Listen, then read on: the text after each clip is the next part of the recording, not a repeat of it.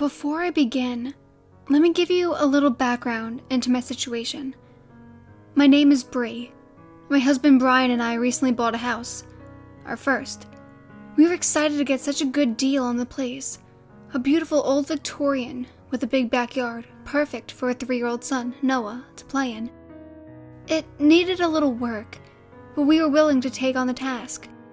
Everything was going great at first, but then things started happening. It started with our dog. Our German Shepherd, Shay, has been acting weird since we got here. She normally follows me everywhere, but whenever I go down into the cellar, she stands at the top of the stairs, whining until I come back. If this were a horror movie, that would be the first sign of trouble.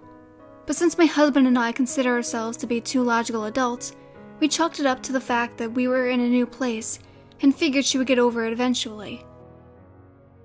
A couple of weeks after we moved in, my husband had to go back out into the road for work.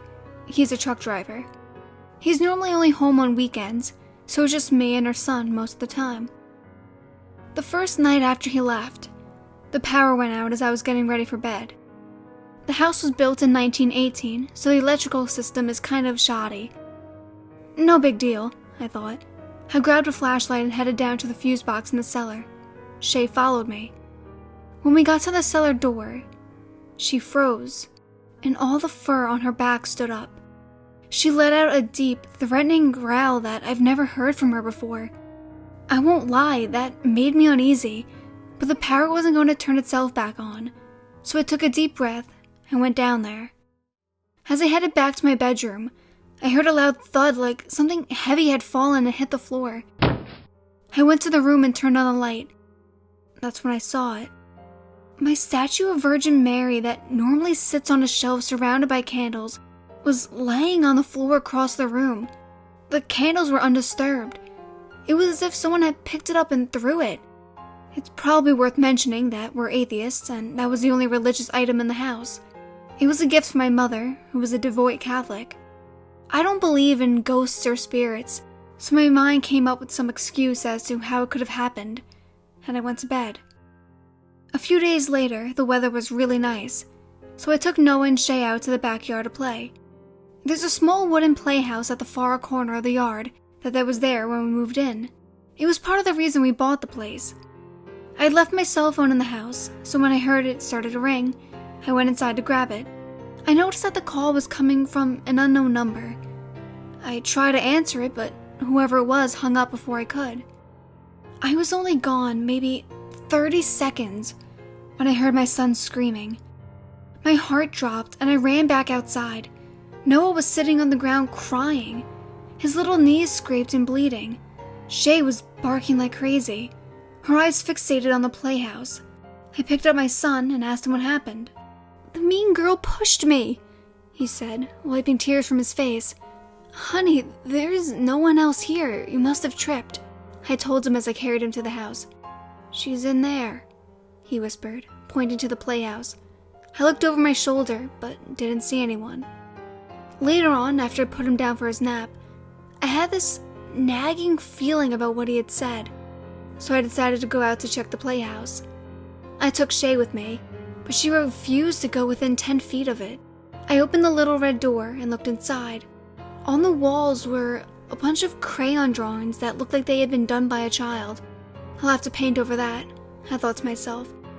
I was about to close the door and leave, satisfied at having found nothing, when a flash of light caught my eye. Something small and shining was sticking out from between the floor's wooden planks. I couldn't reach it with my fingers, so I went and got a stick to fish it out. What I pulled out was a necklace with a locket pendant. It looked old and tarnished, and when I tried to open it, I found that it was stuck shut. I didn't want to damage it by trying to force it open, so I put it in my pocket and went about the rest of my day. My husband came home for that weekend, and I had him open the locket. In it were 2 pictures. One was a woman with long dark hair, her face expressionless. The other was of a little girl who had the same long dark hair, only she was grinning ear to ear. We didn't know what we should do with it, So after doing some research, we decided we would take it to the Historical Society across town and see if they wanted to take a look at it. I left the closed locket on the nightstand next to our bed and didn't think much about it after that.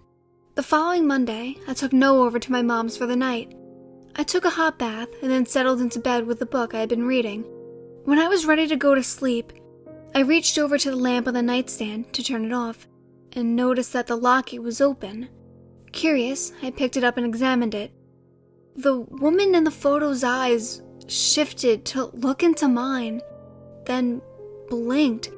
Sheer terror ran through me. I shrieked and threw the locket onto the floor. It snapped shut. I stared at it for a moment, not knowing if what I had just seen was even real.